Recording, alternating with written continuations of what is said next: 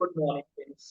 GST platform के YouTube channel में आप सभी का स्वागत है। जी हाँ फ्रेंड्स, जीएसटी रिटर्न्स यानी कि जीएसटीआर 1 और जीएसटीआर 3B की फाइलिंग के अंदर अप्रैल 2025 से फिर एक नया अपडेट जो है वो गवर्नमेंट पोर्टल ने जीएसटी पोर्टल ने आप सबके लिए इशू किया है। यानी कि अब अप्रैल महीने की जो जीएसटी रिटर्न्स आप फाइल करेंगे उसमें आपको कुछ एडिशनल डेटा या फिर आपको कुछ एडिशनल फिगर्स जो हैं वो प्रोवाइड करना होगा और प्रॉपर बाइफर्केशन के साथ प्रोवाइड करना होगा।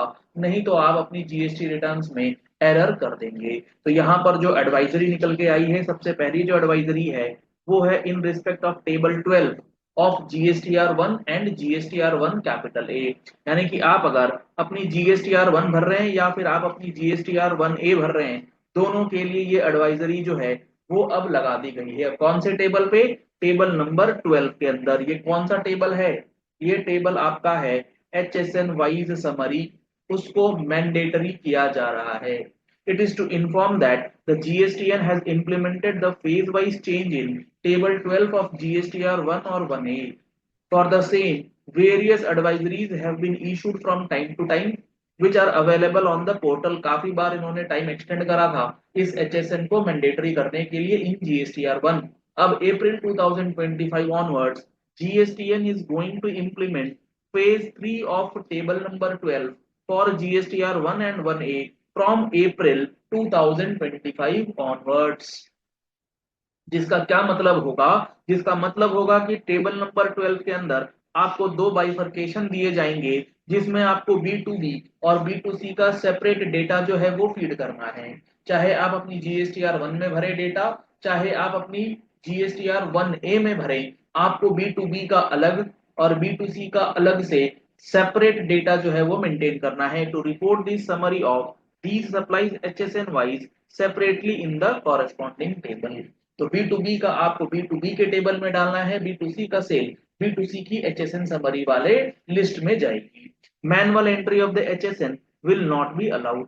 अगर आप चाहेंगे कि आप अपना HSN कोड मैनुअली एंटर कर ले, वो अलाउ नहीं होगा। आपको वहां पर एक ड्रॉप डाउन दिया जाएगा, उस ड्रॉप डाउन लिस्ट से ही HSN कोड जो है वो सिलेक्ट करना है। यहाँ पर आपको जो बात ध्यान में रखनी है वो ये कि अगर आपने GSTR 1 फाइल करा और GSTR 1 फाइल करने में आपसे कोई एरर हो गई, मान लीजिए आपने अप्रैल 25 में आपने GSTR 1 के अंदर एक B2B का सेल डाला है 10 लाख रुपए, तो आप अपनी GSTR 1 के HSN समरी में B2B वाला जो कॉलम है उसमें भी 10 लाख रुपए का फिगर पंच करेंगे। अब मान लेते हैं ये फिगर आपसे एरोनियस फिगर है, एक्चुअल फिगर आपकी 15 लाख रुपए की है। तो जब आप अपनी GSTR 1A भर रहे होंगे तो उस GSTR 1A में जो आपकी एडिशनल टर्नओवर की फिगर्स हैं 5 लाख रुपए, आपको इसका HSN जो है वो 5 लाख रुपए से ही भरना होगा। यहाँ पर आप 15 लाख रुपए नहीं भर सकते, क्योंकि GSTR 1 और GSTR 1A दोनों को समअप करने के बाद फिगर्स या HSN का समरी जो है वो जनरेट होगा और फिर आपके GSTR 3B का डेटा तैयार होगा।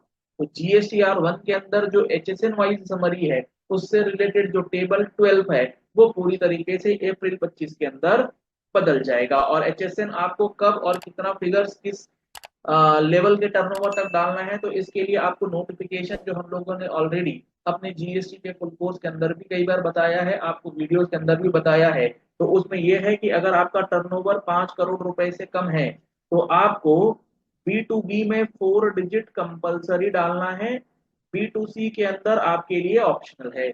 लेकिन अगर आपका टर्नओवर 5 करोड़ रुपए को पार कर गया है तो चाहे आपका B2B का टर्नओवर हो या B2C का टर्नओवर हो, 6 डिजिट HSN कोड जो है वो आपके लिए कंपलसरी है। अगर आपको जीएसटी के फुल कोर्स को ज्वाइन करना है तो आप हमारा mobile application GST platform download कर सकते हैं। लिंक आपको वीडियो के डिस्क्रिप्शन बॉक्स में मिल जाएगा।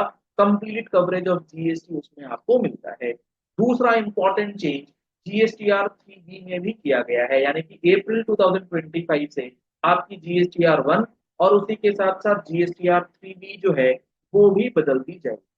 अब GSTR 3B के अंदर क्या चेंज हो रहा है? GSTR 3B के अंदर चेंज हो रहा है टेबल नंबर 3.2।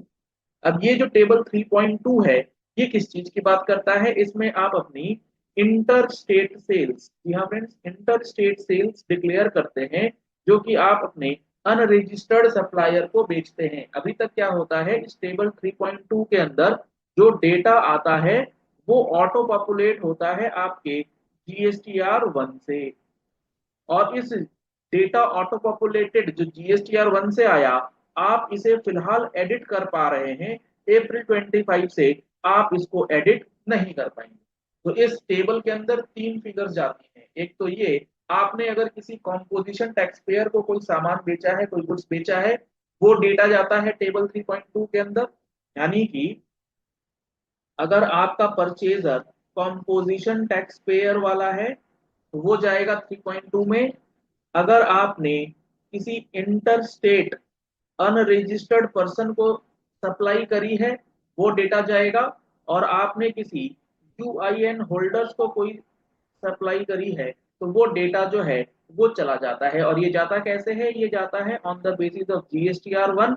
उसमें जब आप अपनी जीएसटी नंबर पंच करते हैं उसको रीड करके पोर्टल ऑटोमेटिकली वहां पर फीड करता है।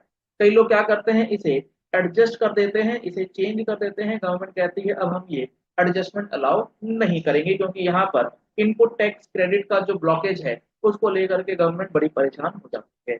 Table 3.2 of 3B captures the interstate supplies made to unregistered person, the composition taxpayers and the UIN holders जो मैंने बताया, जो कि आप अपने टेबल 3.1 या 3.1.1 में नॉर्मल सेल्स से ही फिगर 3.2 के अंदर जा रहा है। मान लीजिए आपकी जो एक्चुअल सेल है वो 1 लाख रुपए की है, इसमें से कॉम्पोजिशन जीएसटी पर्सन वाला 80,000 है और अनरजिस्टर्ड अनरजिस्टर्ड यूआरडी इंटर स्टेट वाला जो है वो 20,000 है।